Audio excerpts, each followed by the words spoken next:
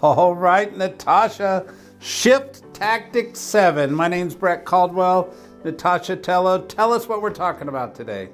Brett, great to see you this week. And today we're going to be talking about pricing ahead of the market. Yeah, I actually think all of them are important, or we wouldn't be doing this. But this one's extra important because pricing is everything when a market's moving. Because you're really learning a skill set that's going to cause you to have a massive success in a shifting market. And contrary, if you don't learn this skill set, it really could hurt you in this market too. How do you think about it? Yeah, I think seller pricing strategies, whether the market's going up or the market's going down, I think mastering seller pricing strategies is the key to winning listings, having successful closings, and really building a business that lasts. Absolutely. So here's a quote. It says, "The ability to learn faster than your competition may be the only sustainable competitive advantage you have."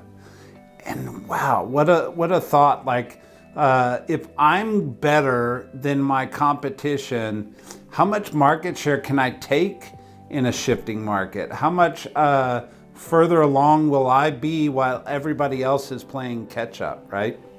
Yeah, I mean, if as we're educating our agents, right, as we're getting the information out there, as our agents are getting out in front of their competition, often the competition doesn't even realize a change has happened in the marketplace. But because our agents are plugged in, they're educating themselves, they're training, they're coming to things, we're providing statistical data, being on top of that market on a daily basis right now, especially if you're working a segment of the market, right? So really honing down and tuning into the MLS, like what's happening with days on market?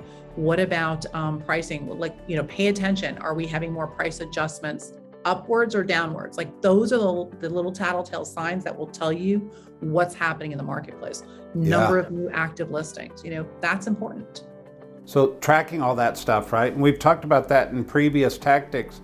The interesting thing is, as you and I are sitting here filming this today, there are still listings getting over asking price, and there are still listings getting multiple offers on their transactions. Yet Gary's taught us for years, we got to be acting as if the market's 90 days out or 180 days out of where we're going.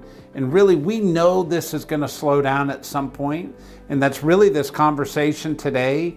Even though it's not exactly relevant today, it's absolutely relevant today to prepare everybody for what's coming. And one of the interesting things about what's coming is not everybody's probably sold in a market that we're headed into.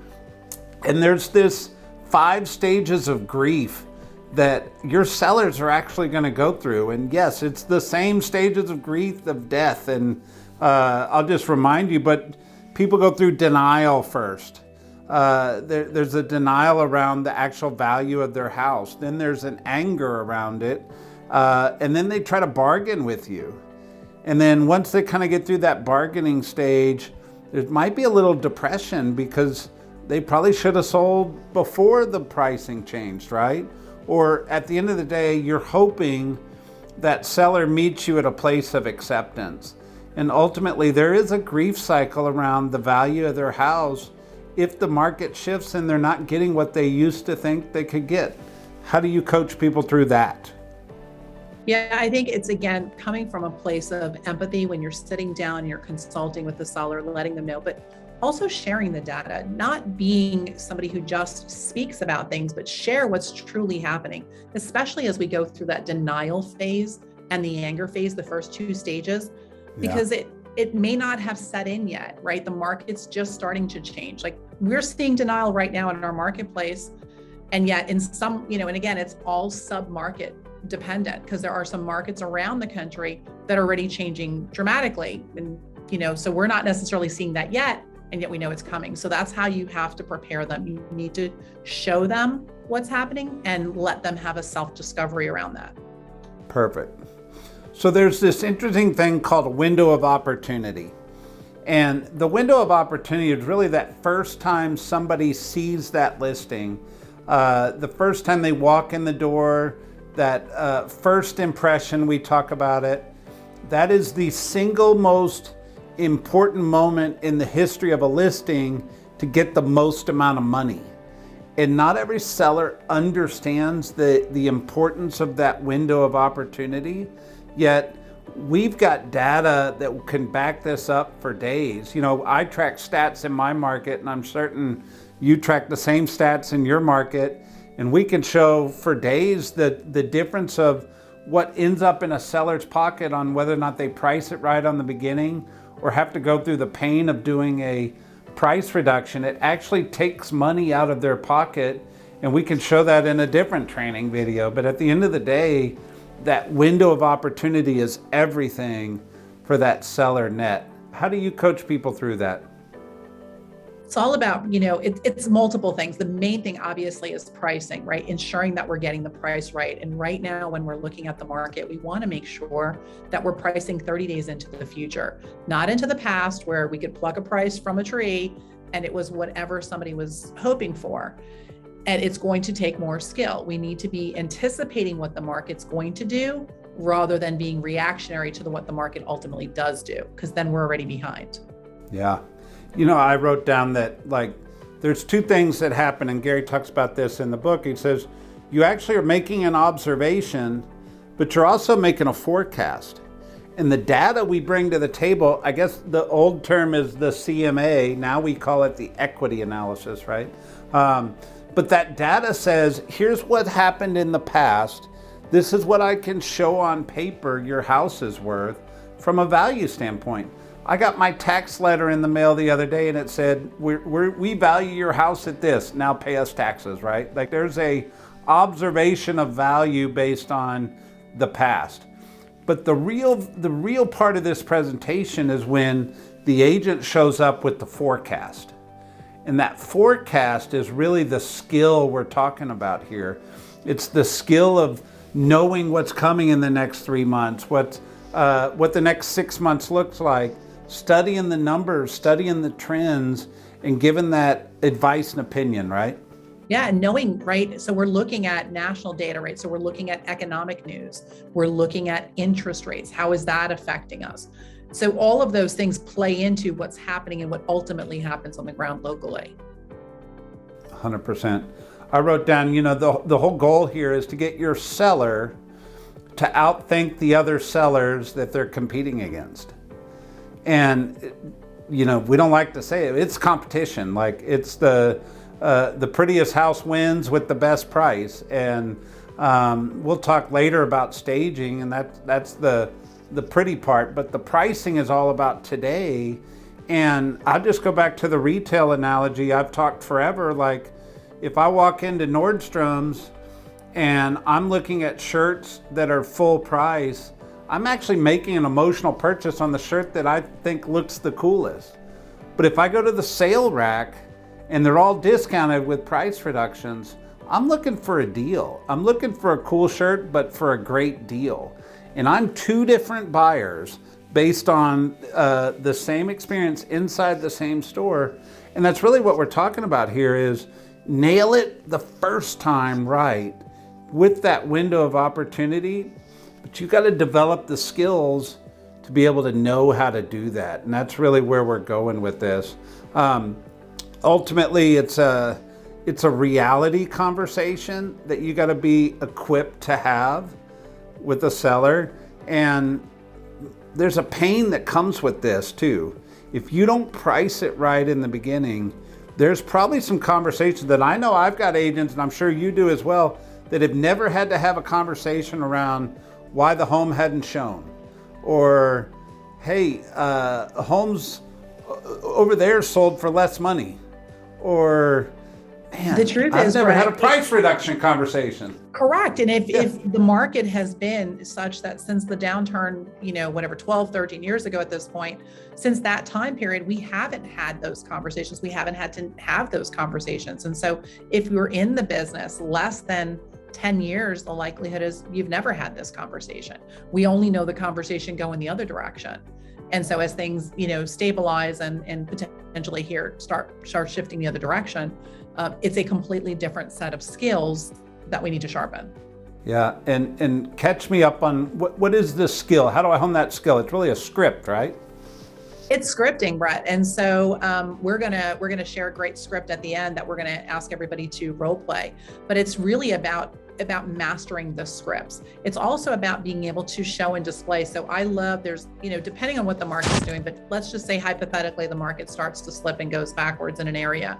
Well, on page 146 and shift, figure 32 is awesome. It's a great, easy explanation to show a seller how they want to price ahead of the market and not behind, because they'll forever be playing catch up. And you don't want to play catch up because there isn't any. Recently or in the past, we would receive offers on listings and, it was just another offer. It was just something else on paper.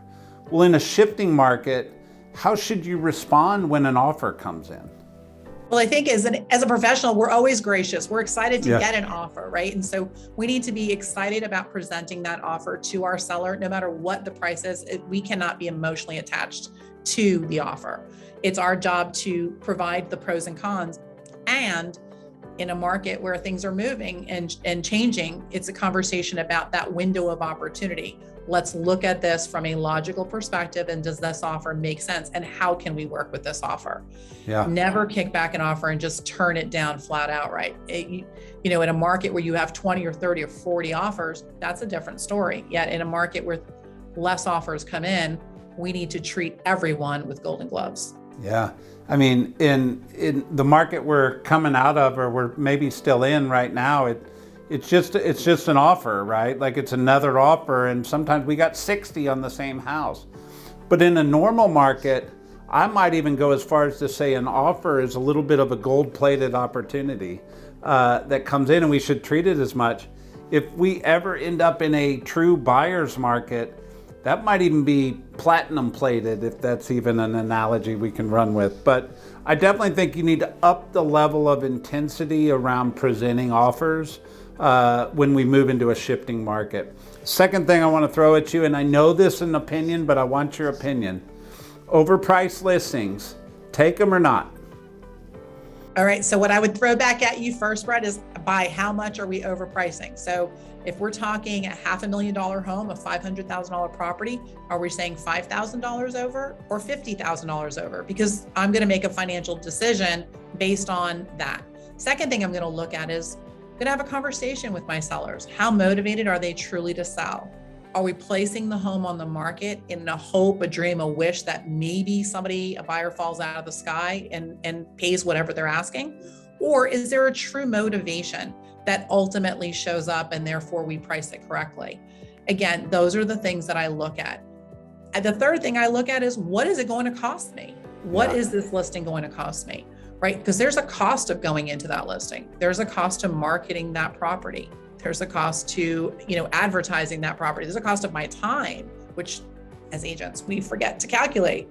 There's a lot of expenses that go in on the front end. So if I'm going to take a listing for it to just sit on a shelf and it's never going to be a motivated seller in a market that's shifting, might make a business decision against that. Yeah. Well, I think it's a business strategy to know your cost anyway. Know what it costs you to list a house. Know what it costs you to actually capture a buyer. Maybe the cost of capturing a buyer tells you, hey, I'd rather go spend my money there than spending money on an overpriced listing that's never going to sell. I may make that choice, right? But if you're a business person, you know those numbers, right? Yeah. So let's dive into our 3 questions. The first question we want you to discuss today is, how are you actually working on developing your pricing skills? It is a skill. How are you working on developing those pricing skills? Awesome. And number 2, well, rather than a question, here's a great script we'd like you to look at. Now we want you to pick a role play partner in that room, and we want you to role play this until you've mastered it. Perfect. And the third question we want you to discuss is, how much does it cost you to list a house? Do you know your number? And then second, how much does it cost you to attract a buyer? Do you know your number? Good to see you guys. See you next week for Shift Tactic 8, standing out from the competition.